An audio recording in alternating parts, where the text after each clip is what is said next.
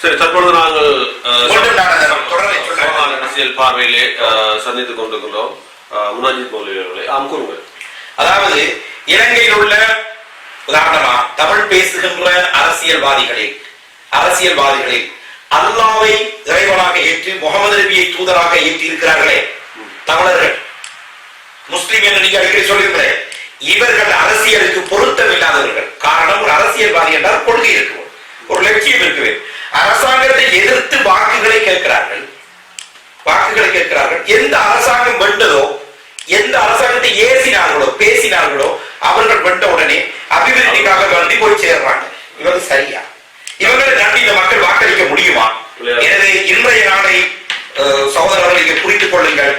இன்றைய எதுக்கு இந்த திறமையுடைய நேர்காணல் சாட்சியாக இருக்கட்டும். நான் மரணிக்காவிட்டால் இன்ஷா அல்லாஹ் நீங்க இடத்துல கேட்கலாம். மௌலவி நீங்க சொன்னீங்களே, சாணக்கியனிடம் அவர் ஒரு சந்தர்ப்பம் கிடைக்கின்ற பொழுது அவருடைய ஒரு நேர்காணலை அவர் ஏன் பேசினார், எதற்காக பேசினார், இவ்வாறு பிரச்சனைகள் இருக்கிறது என்பது பற்றி அவரிடம் தான் அந்த கேள்வி கேட்பது சாத பொருத்தமாகும். நான் உங்களை விடுத்துகிறேன். அதாவது அதனை ஒரு விரைவாக தொட்டு கொண்டேன். இதனுடைய என்னவென்றால் அதிலே இன்று நாங்கள் உலகளாவியதில் பார்க்கின்ற பொழுதும் அதற்கு நாடளாவியதில் சஹ்ரான் அவர்கள் ஒரு குண்டுத்தாக்குதலை நடத்த போகின்ற பொழுதும் அங்கே கூடி நின்று அவர் ஒரு சத்திய பிரமாணத்தை அல்லாஹ் அக்பர் என்ற கோஷத்தை முன்வைத்தெடுக்கிறார்கள் அந்த காணொலியிலே. அதை விடவும் அதற்கு முன்னர் வந்த காணொலிகளிலும் பல மதராசாக்களில் இருந்து எடுக்கப்பட்ட காணொலிகளிலும் அந்த அல்லாஹ் அக்பருடைய கோஷத்தை எழுப்புகிறார்கள், தாக்குதலுக்கு போவதற்கு தயாராகிறார்கள். சியோன் தேவாலயத்துக்கு தாக்குதல் நடத்த போகின்ற பொழுதும் மட்டக்களப்பு பள்ளிவாசலிலே தொழுகையை முடித்துவிட்டு அவர் நேரடியாக சியோன் தேவாலயத்துக்கு போகின்றார். அதை வீடியோக்களில் கூட போட்டு காட்டினார். நான் கேட்கின்றேன், எந்த ஒரு கடவுளும் இன்று ஒரு மனிதனை கொல்லும் பொழுதும் அல்லாஹ் அக்பர், ஆடுகளை மாடுகளை கொல்லும் பொழுதும் ஒரு பிளைட்டை எடுத்து விடுத்தால் அல்லாஹ் அக்பர் என்ற கோஷத்தை இந்த இறைவனை ஏற்றுக்கொள்வாரா? ஏன் அவர்கள் அவ்வாறு தொழுகையை செய்துவிட்டு அவர் அல்லாஹ் அக்பர் என்ற ஒரு தொழிலை இருந்தால் இவருமே சிவனே பிள்ளையாரே முருகனே அல்லது இயேசுநாதரே என்று கொண்டு கொலை செய்வதில்லை. ஆனால் இவர்கள் மட்டும் இந்த முஸ்லீம் ஒரு சமுதாயத்தினர் இங்கு மட்டுமல்ல உலகளாவிய ரீதியிலே நீங்க பார்க்கிற பொழுது ஈராக்கா இருக்கலாம், சிரியாவா இருக்கலாம், இந்த பகுதிகள் எல்லாமே அவர்கள் அந்த கோஷத்தை எழுப்புகிறார்கள். அது ஏன்? அதாவது அல்லாஹ் அக்பர் என்றால் பொருள் எழுதுது. அல்லாஹ் மிகப்பெரியது. அல்லாவை விட வேறு ஒரு பெரியதொரு சக்தி இல்லை. அல்லாஹ் தான் மிகப்பெரிய. நீங்க சொல்ற மாதிரி நன்மையான எல்லா விடயங்களுக்கும் பிஸ்மில்லா இறைவனுடைய திருப்பெயரை கொண்டு ஆரம்பிக்கிறேன் என்று சொல்ல வேண்டும். அல்லாஹ் அக்பர், அல்லாஹ் மிக பெரியவன் என்று நன்மையான எல்லா விடயத்துக்கும் செய்யவும், பிழையான எந்த விடயத்துக்கும் அல்லாஹ் அக்பர் சொல்லக்கூடாது. சொல்லுகிறார்கள், மன்னிச்சு கொள்ளலாம். பிழையான எந்த விடயத்துக்கும் யாரும் பிழையான, இப்ப நான் இருக்கிற நல்ல விடயத்துக்கு பிஸ்மில்லா அல்லாஹ் அக்பர் என்று சொல்லலாம். பிழையான விடயத்தை நான் ஒரு பிழையான விடயத்தை செய்ய போறேன், எனக்கு வசனத்தில் எதை சொன்னாதான் என்ன? நானே ஒரு பிழையான அப்படி நீங்க கேட்கிற கேள்வி தெரியுமா? பிழையை செய்ய போகிற போது, இறைவனை கொல்ல போகிறது, அது தேர்ச்சிக்கு குண்டு வெடிக்க வைக்கிற போது, அல்லது ஆடு மாடுகளை அறுக்க போகும். ஆடு மாடுகளை அறுக்கிற சப்ஜெக்ட் வேற. ஏன் தெரியுமா? உங்களில் ஒருவர் பிராணிகளை அறுத்து கழித்து சாப்பிடுவதாக இருந்தால் நீங்கள் இறைவனுடைய பெயர் கொண்டே அருங்கள். இறைவனுடைய பெயர் பிஸ்மில்லா அல்லாஹ் அக்பர். இறைவனுடைய பழிய பிராணியை அறுப்பது ஆகும், ஆகாததல்ல. மனிதனை அறுக்க போகும்போது எவனாவது ஒருத்தர் சொன்னால் அது ஒரு முட்டாளையும் பெரிய ஒரு முட்டாள். அப்படியாக இருந்தால் அவர் அதை காட்டுகிறார். நீங்க பாக்குற வீடியோக்கள் சார், யாரோ ஒருத்தன் இங்கே இருந்து ஒருத்தனுடைய கழுத்தை அறுக்கிறத பாக்குறான். சஹரானுடைய வீடியோ இருக்கு. சஹரான் நல்லவனா? சஹரான உதாரணம் சொல்றதுக்கு நான் கேட்கிறேன். சஹரான்றவன் என்ன வழக்கில் எனக்கு என்ன நடந்துச்சு? சஹரான்றவன் ஒருவன் செய்திருக்க மாட்டான்னு சொன்னேன். நான் என்ன சொன்னேன்? சஹரான் அல்லாஹ்வை வணங்கக்கூடிய ஒருவன், முகமது நபியை பின்பற்றக்கூடிய ஒருவன். நல்லா கேட்கணும். நீங்க கேட்கிற கேள்வி நியாயமான கேள்வி. ஆனா விடை என்ன தெரியுமா? சஹரான் செய்தது சரியானு கேட்டால் பிள்ளை. சஹரான் என்ன ரைட் இருக்குது?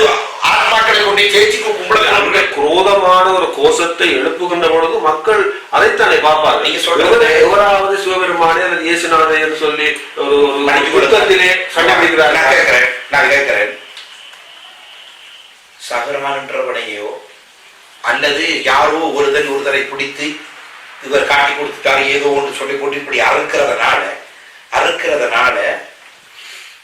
இவர் அவன் நல்லவன் இல்லை, அவர் கெட்டவர், மோசமானவர்.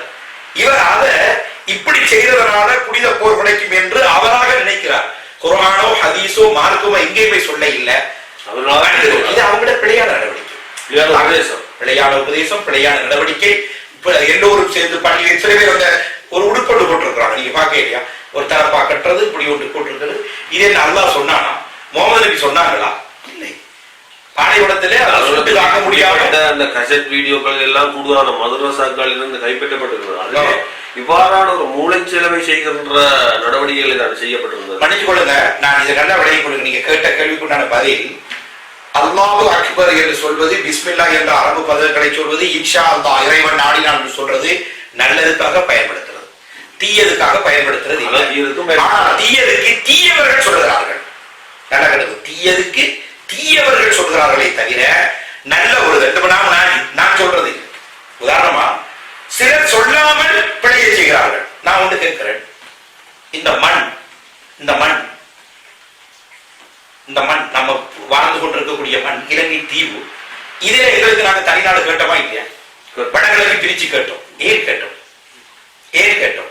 இவர்கள் ஆளுறதுக்கு இவர்கள் தகுதியற்றவர்கள், எங்களுக்கு கேட்கிற உரிமைகளை தரமாட்டார்கள். ஆயுத தூக்க வட்டி வந்துச்சா இல்லையா?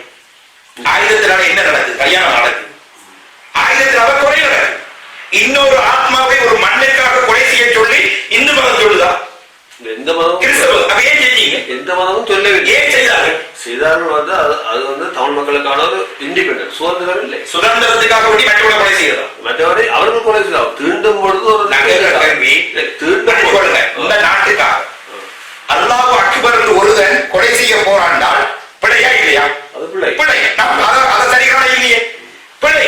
100% பிழை. உங்களை போன்ற மௌலவிகள் அதாவது நீங்களும் உபதேசத்தை இப்படிப்பட்ட மதுரேஸ்வரர்களிலும் வளர்ந்து வருகிற முஸ்லிம் சமுதாயத்திடம் நீங்கள் எடுத்து கூறினால் தவறா? தாராளமா சொல்றேன். என்னை போன்றபடி எந்த உரைகள் இல்ல, மற்றதை பேசுங்க. என்னட்ட சார் என்னட்ட இருக்கிறது வந்து சரி பிழை. சரியை நான் செய்தால் யார் சொன்னாலும் நான் கேட்டுக்கொள்வேன். யார் சொன்னாலும் பிழையை யார் செய்தாலும் அது எந்த பாணி. இந்த பள்ளிவாசலுக்கு முன்னால இருந்து கொண்டு 20 நாள் குழந்தையை எரித்தார்கள் இருக்கு. நீங்க வரையில வந்தீங்களுக்கு ரெக்கார்ட் பண்ண வரையில மற்ற மீடியாக்கள் வந்துச்சு. 20 நாளுக்கு நான் என்ன உதாரணம் சொல்ல தெரியுமா? முள்ளிவாய்க்காலிலே பச்சை குழந்தைகளை பொஸ்பரசு குண்டு போட்டு கொண்ட உங்களுக்கு என்னடா இந்த 20 நாள் குழந்தைய பெறுவதி தெரிய போன்னு சொன்னேன். இல்ல அது நான் சொல்ல வந்தது என்னன்னு கேட்டால், பிள்ளையை யார் செய்தாலும் பிள்ளை. அல்லாஹு அக்பர் என்று சொன்னதால அது ஒரு முஸ்லிம் அரபு சொல்ல சொன்னதால சரியாகிவிட முடியாது. நான் முதல் கட்ட கேள்விக்கு வாரேன். பௌத்த மதத்துல இங்க மாடு இருக்கிறது கூடாது, ஆடு இருக்கிறது கூடாது, கோழி இருக்கிறது, உயிர் பழி கூடாது, மனிதரை கொள்ளலாம். சரி சரி, இலங்கையில வந்து தமிழ் தேசியம், தமிழக விடுதலை புலிகள் வந்து குண்டு வைக்காக ஆட்களை கொண்டார்கள் என்பதற்காக வேண்டி பிழைக்கு தீர்வு இன்னொரு பிழையா? நான் கேட்கிறேன், பிழைக்கு தீர்வு இன்னொரு பிழையா? இல்ல. இவர்கள் எப்படி கொண்டார்கள்? முள்ளிவாய்க்காலில் போட்டு மக்களை கொள்ளையா, சிறைக்கையா? அப்ப பிழையானவர்கள் என்னுடைய பார்வையில் உலகத்தின் வளத்திற்காக வேண்டி இறைவனால் படைக்கப்பட்ட உயிரினங்களை அப்தல்லா செய்தாலும் பிழைதான், அப்புகாமி செய்தாலும் பிழைதான், கட்டையா செய்தாலும் பிழைதான். அப்படியா இருந்தால் நீங்கள் தமிழ் பேசும் மக்கள் என்று நீங்கள் கூறினீர்கள். தமிழ் பேசும் மக்கள், தமிழ் பேசும் இனம் வந்து ஒரு சிங்கள, அதாவது சிங்கள இனம் வந்து தமிழ் இனத்துக்கு எதிரான ஒரு போரை கட்டவிழ்த்து விடுகின்ற பொழுது இந்த முஸ்லிம் தரப்பு அனைத்துமே சிங்கள தரப்புடன் இணைந்து செயற்பட்டது. ஏன் அந்த முகங்களோட வார்த்தை அன்று அஷ்டபவர்கள் இருந்த பொழுது அஷ்டபவர்கள் தமிழ் தேசிய கூட்டமைப்பில் இருந்தார், இணைந்திருந்தார். ஏன் அதனை நாங்கள் ஒன்றாக இணைந்து அரசை எதிர்த்து எங்களுக்கான சுதந்திரத்தை நாங்கள் பெற்றுக்கொள்ள முடியாது? நல்ல கேள்வி. இலங்கையை பொறுத்தவரையில உலகமே தேவையில்லை, இந்த உலகம் அழிந்து விடும், உலகத்தினுடைய பொருட்களே தேவையில்லை என்று இருக்கிற எனக்கு வடக்க பிரிச்சுதான் கிழக்கு பிரிச்சுதான் கேட்கிறது முட்டாள்தனமாக நான் சொல்றேன். 3 இடங்களுக்காக வேண்டித்தான் நாங்கள் யுத்தம் செய்ய முடியும். ஒன்று மக்கா, மதீனா, இன்னைக்கு யுத்தம் நடந்து கொண்டிருக்கக்கூடிய பாலஸ்தீன், மஸ்ஜித் அக்ஸான்னு சொல்றமே. இது 3 இடங்களை தவிர வேறு எந்த இடத்துக்காகவும் நிலத்துக்காகவும் போராடக்கூடாது என்பது மார்க்கத்தினுடைய முடிவு. இடம் கேட்டு தனியார் இருக்க வேணும், நன்மையை சொல்ல வேணும், கேட்டா சரி, கேட்க ஒதுங்க வேணும். இப்ப நான் கேட்கிறேன், தமிழிலும் விடுதலை தேசியம் வடகிழக்கை எங்களுக்கு பிரிச்சு தாங்கள் கேட்ட போது நாங்கள் மக்களோட இங்கே இருக்கிறோம். அந்த கருத்தில் உடன்படாத நாங்கள் கருத்தில் உடன்பட இல்லை. ஆனால் சிங்கள மக்களாக நாங்கள் அநியாயம் செய்யப்பட்டோம். தமிழ் பேசுகின்ற மக்கள் அநியாயம் செய்யப்பட்டோம். முதல் கட்டமாக தமிழ் மக்கள், அதாவது தமிழ் பேசுகின்ற தமிழ் தேசிய மக்கள் துன்புறுத்தப்பட்டார்கள். இரண்டாம் கட்டமாக அவர் நேரடியாக இன்று முஸ்லிம்களை தாவுகிறார்கள். எனவே ஒரு வரலாற்று தவறாக நான் சொல்லுகிறேன். இந்த தனியாக வாழ்வது, தனியாக ஒரு நடுப்பு பிரச்சனையிலிருந்து தவிர்த்து வாழ்வதற்காக வேண்டி வடகிழக்கு பிரித்தித்தா என்று கேட்ட பொழுது நாம் தமிழ் பேசக்கூடிய மக்கள் அத்தனை பேர் ஒன்றாக சேர்ந்திருக்க வேணும் என்பது வாஸ்தவம். நல்லா கேட்டுக்கொள்ளுங்க. சேரவில்லை. நான் ஒன்று கேட்கிறேன், முஸ்லிம்கள் சேரவில்லை, நான் சேரவில்லை, ரவுஃபைக்கும் சேரவில்லை, அரசியல் பாராளுமன்ற உறுப்பினர்கள் சேரவில்லை, கருணாமன் பிரபாகரன் தலைவரோட சேர்ந்தாரா இல்லையா? என்ன நடந்துச்சு? வெற்றி கட்டீங்களா? இது வந்து பேச்சுவார்த்தைக்கு வந்து 2004 பேச்சுவார்த்தை அங்க வந்திருந்தார். பேச்சுவார்த்தை முஸ்லிம்கள் சேரவில்லை என்பது உண்மை. முஸ்லிம்கள் சேரவில்லை. தந்திரோபாயம் கருணாமனை பிளவுபடுத்த வேண்டும் என்பது அரசாங்கத்துடைய திட்டம். கேட்கிறேன், அரசாங்கத்துடைய திட்டம். அது அரசாங்கம் சீராக செய்து முடித்தது. ஒரு நிமிஷம் நீங்க கேட்ட கேள்விக்கு நான் சொல்ல வருகிறேன். பிழையை சதாம் ஹுசைன் செய்தாலும் பிழைதான், சதாம் ஹுசைன் கடாவி செய்தாலும் பிழைதான், பில்லாடின் செய்தாலும் பிழைதான். கொடுத்த துரோகி என்றுதான் கருணாவை கூறுகிறார். இப்ப நான் என்ன சொல்ல வருகிறேன் தெரியுமா? சரி, அவர் துரோகி, அவர் துரோகி. உமாமேஸ்வரன் துரோகியா? உமாமேஸ்வரன் துரோகியா? ஸ்ரீ சமாஜத்தில் துரோகியா? விடுதலை புலிகளால் கூறப்பட்டது. நான் என்ன சொல்ல தெரியுமா?